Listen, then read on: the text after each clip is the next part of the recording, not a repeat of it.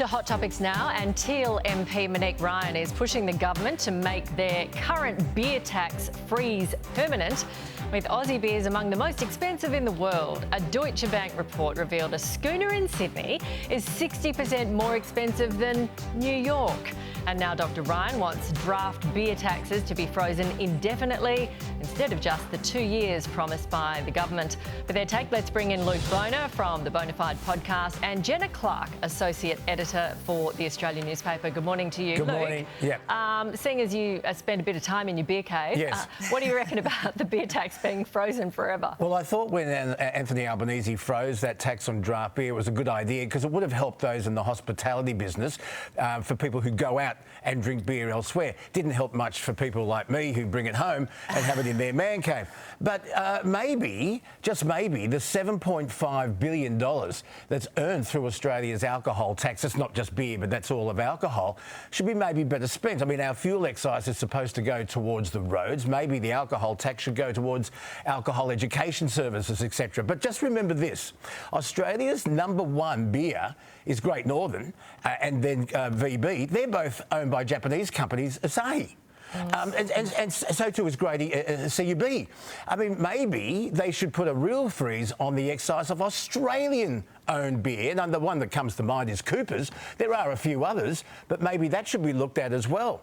So I understand the freeze, and I think it's a good idea, but maybe we should learn a bit more about where the $7.5 billion in the overall alcohol tax is spent. Well, look, I think we might assign you to do a deep dive on our beer. You want me to? Yep. Because that's research. And report back. And I just want to make this very clear. I don't have a commercial agreement with Coopers. No, okay. But can I say this? Yeah. I wouldn't mind one. Okay. Jenna, where do you stand? Where did we get to the stage where a schooner is 60% more expensive in Sydney than in New York? Well, look, waves in Perth, I think schooners here and pints and middies are probably even more expensive thanks to the good old mining boom that continues to run rampant over here. But look, I think it really just goes back to the fact that these Teal politicians probably need something better to do, because I think no one is really whinging about the price of a schooner unless you're a small proportion of people that are still drinking out in pubs every now and then. Can we also focus on the excise on things like chocolate bars, where chocolate is now like $8? Like, let's focus on that. Let's look at those issues. Real cost of living crisis, people. That is a very good point. Some of us eat more chocolate than drink beer. She's got a point there, Luke. Sorry. Okay, moving on. The King has moved to strip Prince Andrew of his remaining titles and force him to move out of his home, the Royal Lodge.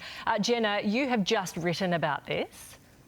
Yeah, it's pretty wild. I mean, this is such a power move by the palace and the king. But I think if you look into what has actually been playing out behind the scenes for the past couple of days, Nat, this is really the power of Prince William and Princess Catherine, because apparently they had a bit of a meeting, an emergency crisis meeting with Andrew's daughters, Eugenie and Beatrice, and said, look, if you don't pull your father into line and we boot him out of the Royal Lodge, we will also strip you of your titles. So, I mean, I don't think there'll be many people feeling a lot of sympathy for Andrew today, but I think this is a massive, massive step by Buckingham Palace, especially with this statement saying that they stand in full support of all victims of any type of violence. So I think that this is a massive day for the monarchy. Yeah, you're right. It was the last paragraph of that statement that's really got us. This has obviously been going on for a long time, Luke, but it feels like the new generation of royals may have had some influence. Oh, I think without a doubt. And people are saying, why hasn't this happened sooner? You know, Andrew and his ex-wife are broke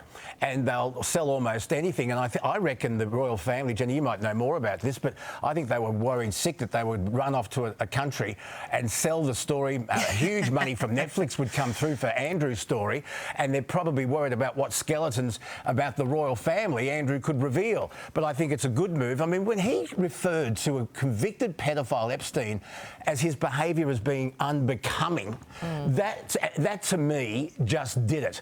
Absolutely did it. So it's finally happened. Hopefully he'll just drift off to the ether and pay his own rent. And I don't know whether they are broke, because no one really knows, do they, Jenna, how much that Andrew got from the Queen, and he hasn't been paying, as we found out this week, he hasn't been paying rent on that place for years. No, and well, look, I think you just have to look into the not too distant past to see some of the questionable and quite dodgy deals that they've done with some business figures around the world. So it's going to be very interesting times for old Fergie. I bet he's sweating now. Exactly. Yeah, hopefully.